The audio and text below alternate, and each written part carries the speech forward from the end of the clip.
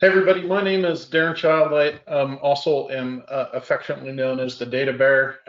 I'm a principal architect with the state and local government group. I've been helping people with their uh, data modernization for 6 years with Microsoft and a lifetime before that. What I thought I would share with you today is a slightly different twist than a lot of the presentations that we present. And one of the things that says slightly different twist is I really want to build a vision of how you can leverage the new tools beyond just showing the new tools that are coming out.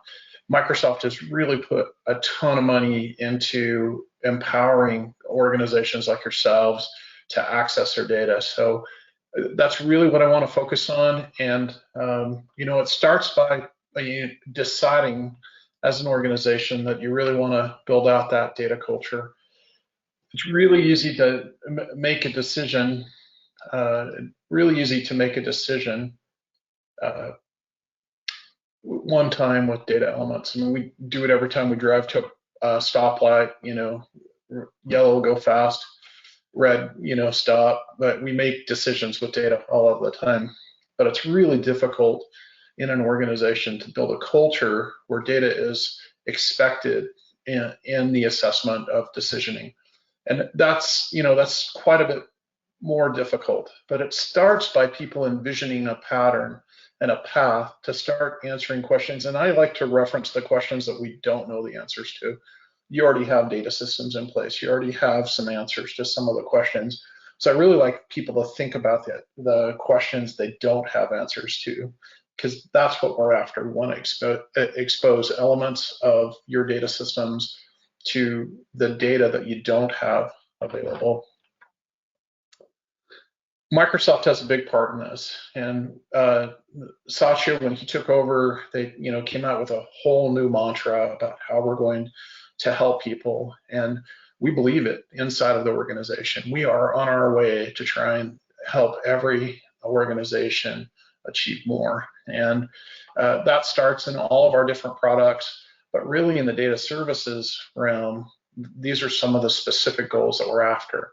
We want to improve the citizen services for the government organizations. We want to make sure that you start improving your processes, that you start reducing your time, increasing your agility and flexibility. We also want to make sure that that operational efficiency is getting improved, and then we have to mitigate the risks. And you heard the CIA twist on things earlier.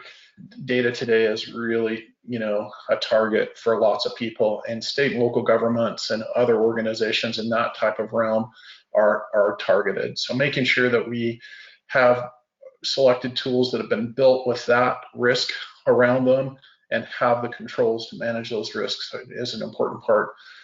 Earlier, one of the presenters mentioned backups and how critical it is. One of the great things about these new tools is backups are just a click away, and that they're really easy to schedule, even on large volumes of data and large technologies.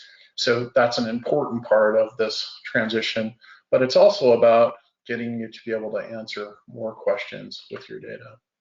Here's some of the agencies in California that I've been working with. If I was to list the organizations I've been working with this year, the list is miles long. I think I'm engaged in my 48th data warehouse this year. Our year starts in June, so that's a full year. And we're in the process of helping many, many organizations go through this process. A lot of outside agencies are starting to, help people understand the value of data. A lot of people are really looking for the opportunity to, gain the insights of the data that they already own, whether it's from those mainframes that Bob and Larry were talking about, or whether it's those applications that, are overburdened with transactional history and are latent and getting difficult to extract data from. With that said, some of the predictions for the space are, a lot of people imagine that in the next year or so, citizen services are going to start moving towards that real-time aspect, and data is a big part of that. A lot of people expect that the security and privacy of digital assets is going to become a major driver. It already is. We, often have customers that we can't share that have had a negative experience around those things, and we help them sometimes through those cleanups, and it is invasive on their space if they have those digital assets taken hostage or controlled. But this is the one I'm after. This is the prediction that I want every group I work with to be able to realize, and that is I really want to be able to increase employee engagement. And when you think about government organizations and their employees, engagement is usually not one of the first terms that come to mind. And so if we can bring tools that help those employees get more engaged, when I think back across my history in data, if I could have increased those teams' engagement by 30% more, how much more would we have done? How many more problems would we have solved? How many processes would we have impacted? I think getting data in your employees' hand naturally engages the employees and really does build a lot of vesting into the processes that you're managing. And so I think that's an important part. I'm not a big fan of dropping large architectures in these types of presentations. This is our kind of current set of tools. And some of the jobs that Bob and Larry talked about, we have some of this architecture running underneath those conversions.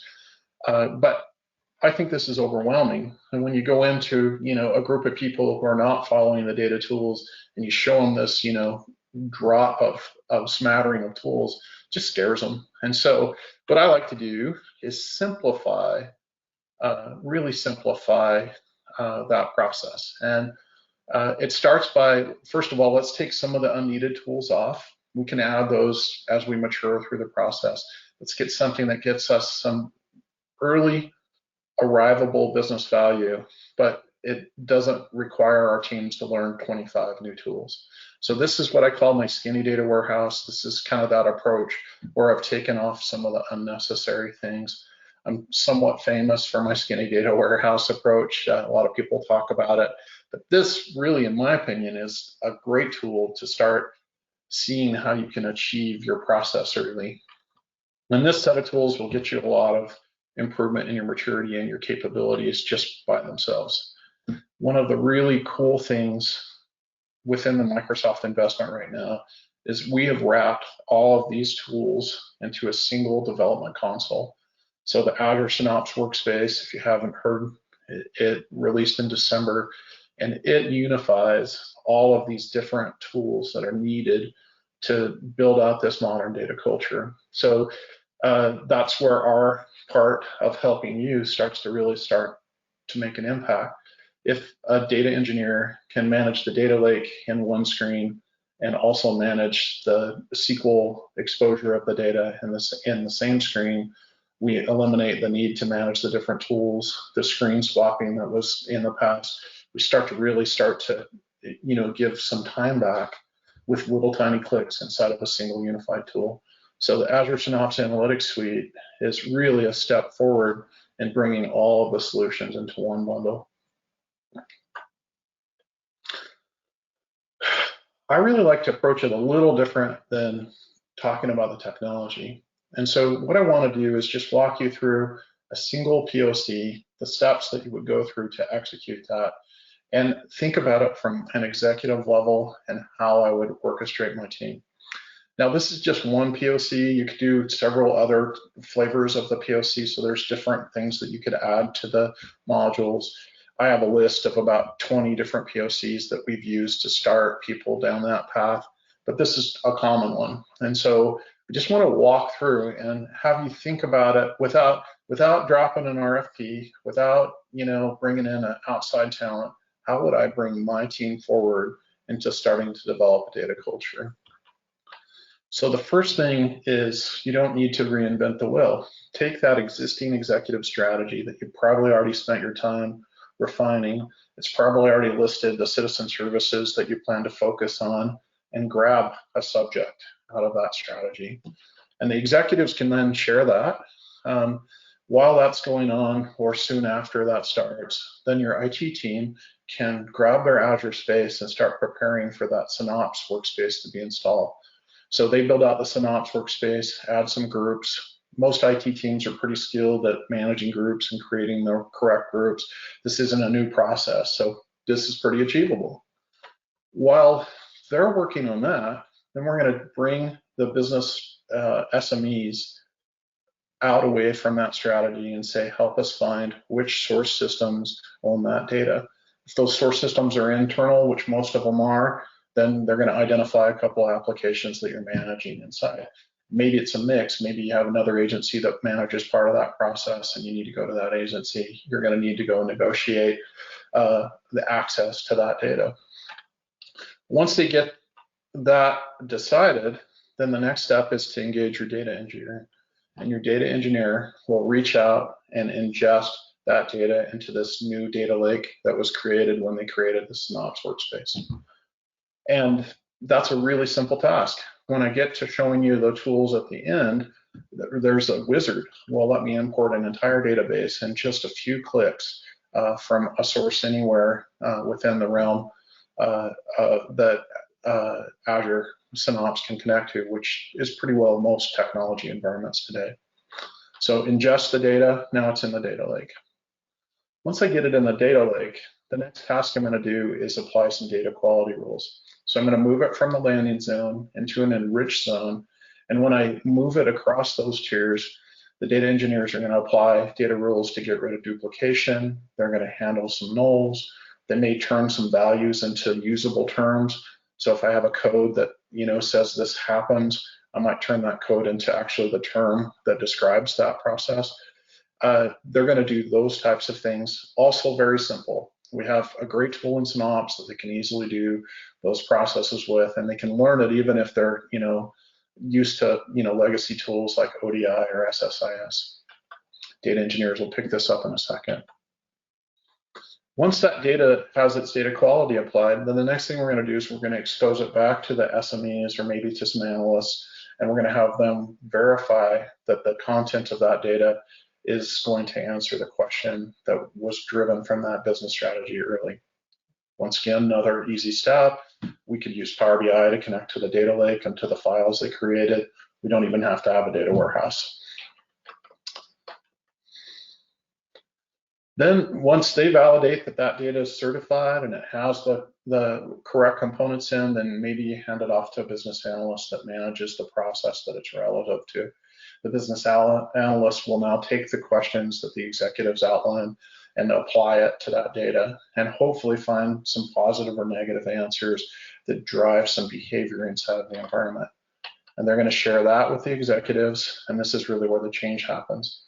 Now, one swipe through is pretty easy to accomplish, but where the power comes is when you start making this repetitive. So I ask one question, I get the answer. Now I've found in the answer that there's 2 or 3 more questions I need to ask. Let's go through it again. None of this requires any real complex data technologies to it. This is all simple, and this starts to build the muscle memory of building out a data culture. And if you can get people to expect to be able to ask questions that they don't have access to, you're starting to build a foundation for a data culture inside of your environment. Like to make it easy. I really like to simplify it and make it easy for as many people as I have. So what I've done is I've taken kind of a generic swipe of roles that I see commonly. And I promise you it won't match yours because I haven't found 2 organizations that were the same. So you'll have to do some steering to align your roles with those. But then what I can do is break down the technologies that are needed. So for this first maturity level, my IT group just needs to learn how to make groups and install the Synops framework, and there's a couple of documents that will help them walk through that. Not a big learning curve for them. Data engineers, where the longest list of new learners is, they're going to have to learn how to connect to a source, copy the data into the data lake, and then apply those data quality elements. Also pretty doable and pretty easy, but it is the largest expansion in the technology in this first maturity. Your SMEs, they're going to have to learn to validate the data is correct, and they're going to have to learn to use some sort of interface that can read from a data lake. Power BI is a great one. Most of our people have been using Excel. You could use Excel if they're comfortable with that. Doesn't really matter what tool. We would suggest Power BI. And then the business analyst, same thing. They're going to learn to use that Power BI suite. A lot of organizations today are already using Power BI, so this isn't a big ask in uptake in your skills. The users aren't in that first swath. We're not in the example I gave, but there are some POCs where the users are, and if they were in the POC process, then you would, ask them to use Power BI. Of course, the executives, we want them to, be able to validate the results that the analyst provides, so they would use Power BI. That's a good path through, but it doesn't bring machine learning or some of the new capabilities that we want everyone to be able to use in their environment. So the second maturity level is where we start adding capabilities beyond, reviewing the data or analyzing the data with aggregation. We want to get a little more to it. So for IT, they don't really have to do much. Maybe they're going to start work on learning on how to manage the costs of the data lake while that happens. So just scale up a little more with their Azure skills and their data services familiarity. The data engineers, this is where we're going to expand their ability. Maybe we're going to teach them to operationalize data, have it update over time. That's a good thing to add for that second maturity. So now I can have data flowing through my environment instead of static copies of the data through. Remember, flowing is what we used to do for those enterprise data warehouses. It's still needed, and you're going to need some of that, but you can get a lot of value out of your data system with just moving data into your data system and refreshing it occasionally. So don't think that everything has to be operationalized. We really want people to operationalize things that are driving your processes, but ask lots of questions outside of that operational data set. And you can do that with static data sets that are lower cost, easier to implement, and easy to pull through that system. And the POC I showed was, with non-operationalized data. Your SMEs want to start asking data science type questions. So we have a great introductory tool for data science. It's Azure Machine Learning Studio. We can help them with that process. There are some tutorials that walk you through step by step, teach you to train your data, how to connect to the data lake, how to ingest it through the Machine Learning Studio. So this would be a great addition to your SMEs and data science team. And then your business analysts now need to start publishing the assets that they're finding inside of there, building some dashboards for different users. And so them learning to administrate the Power BI, and then the users learning to use those dashboards. Once again, pretty easy lift, and you're starting to use data that you already have in your environment. And then eventually you're going to get to a place where you want to do some advanced stuff. Pull in some Databricks, do some advanced ETL, start using some really high velocity data sources. Databricks will process that better than some of the other tools that we've been using. So now you can really step up your game by adding some of these capabilities. So that's an incremental method of getting through that approach. All of our customers that have an agreement and have a premier portion of that, they have this special all-star in their account. Our customer success manager, our customer success account manager. Most of you are probably familiar with your CSAM. You probably had some interaction, but the CSAM has a great list and portfolio of tools. One of the tools they have are people like myself, architects that come from the customer success unit. So they can bring in an architect to help you through that process. And I could do some over-the-shoulder coaching and help you get that process in place. They also have a group called Fast Track, and that's all they do is POCs for helping people go through that one step at a time. And to get them to come, you have to agree on a starting and end point. They have to put a nomination in. They'll come help you build that POC first time through. Or there's partner assets, and I'm sure everyone's aware of all of the hundreds and thousands of partners that Microsoft works with. There's some rules from there. But the CSAM, we call them, it used to be the technical account manager role, has another fleet of tools, and that's their support training. The old premier engineers now are called CEs, And they have a list of options that they can bring CEs in. They can use your hours that you've got on your contract. There's some other ways they can bring CEs in, but they can help you walk through that process with the resources that they have. And they're a great coordinator to help you identify which of these tracks is the one that would make most sense for you as you start your data culture. All right, that said, let's take a look at the tools. So one of the first things I like to show everybody is what the clean console looks like in Azure Synapse Workspace. This console is really easy to use. It's got 6 data hubs, or 6 hubs that are located, and underneath these 6 hubs is just miles of capability. One of the first things I like to show is on the front landing page, there's an ingest button, and this launches a tutorial that you can ingest an entire database in just a few clicks in a connection. We use it all the time. I'm pulling data over all the time with this tool, and I just pull the entire database into my landing zone. And low effort, it doesn't impact the system negatively, just sucks it out and puts it in the data lake. Data lake is the lowest cost storage I can have in these processes, so this is not going to cost you a fortune. You're 100 times cheaper than a relational database, and you don't have to buy SQL licenses or Oracle licenses or anything like that. Those files now are really economical to use and manage. But underneath those hubs are a bunch of other capabilities. So underneath the data hub, you have your databases or your data warehouses that you declare. You have your Spark integration data warehouses or databases that you can consume. You also have, if you clicked on the linked tab here, you would see your data lake is there with the files and folders that you can organize it. So I don't have to go anywhere to work with all of these technologies. I do it all right from this single workspace. It has an integrated code management solution, so I can develop and build solutions for my data. One of the big challenges we had with SSMS was someone would go rename a table instead of refactoring that table. And when they renamed it, now all of the dependencies were broken. And if they refactored it, it would go out and update all of the dependencies.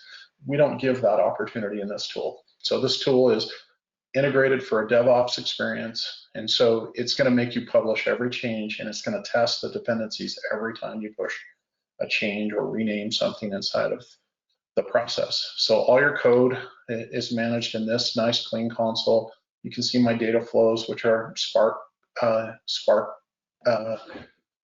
Python scripts, basically, Spark flows. And you can see my SQL scripts, and most people understand that. But each time I make a change to one of those, it's going to hit this publish button and highlight it, and it's going to ask me to publish it. And when I hit that publish button, it's going to go out and run all the validation tests and make sure the dependencies. Also, if I go down to the manage button, I can hook it up to my DevOps repository and create a project. And now I have a full DevOps integration. It takes me one connection to put in the credentials and connect to that DevOps. And that can work with on-premise or in the cloud DevOps. It can work with GitHub. So a lot of capabilities are inside of this, and this is all just fresh, fluffy, and fast. It works really well. And then we have our integration hub. This is where our pipelines, our copy pipelines that we made, I showed you on the front page, but also it's where we orchestrate our data flows in Spark. So we have controls that we can launch to execute a data manipulation in Spark inside of the process. And your engineers, as they start to learn this tool, are going to get faster and faster and faster. This is going to change your ability to get data changed, to get it manipulated and transformed, or to get access to it in no time.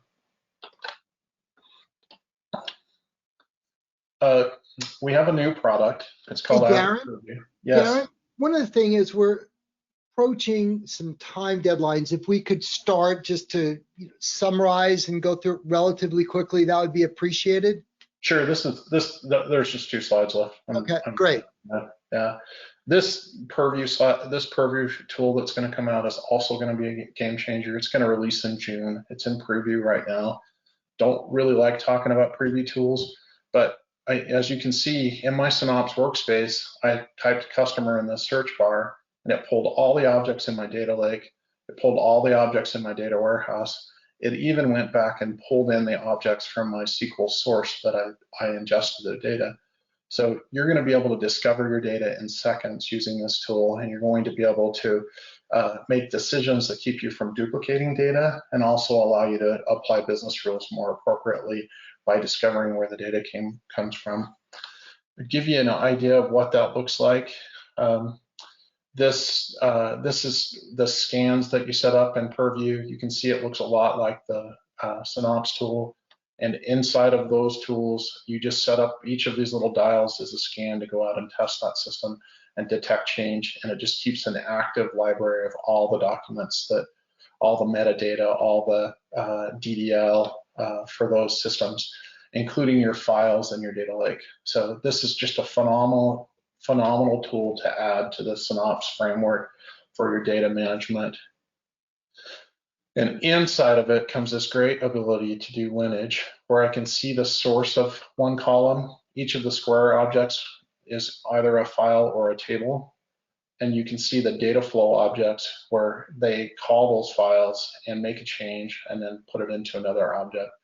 And if you had a Power BI at the end of this, you would actually see it all the way out to the Power BI, or you could start at the Power BI view and it would show you all the tables that were sourced inside of that and the data flows that are possible for it. So this is just going to be totally game changing in your performance. It's going to allow you to build out that data culture. You can go through iterations of what I defined, and really that's all I wanted to show you.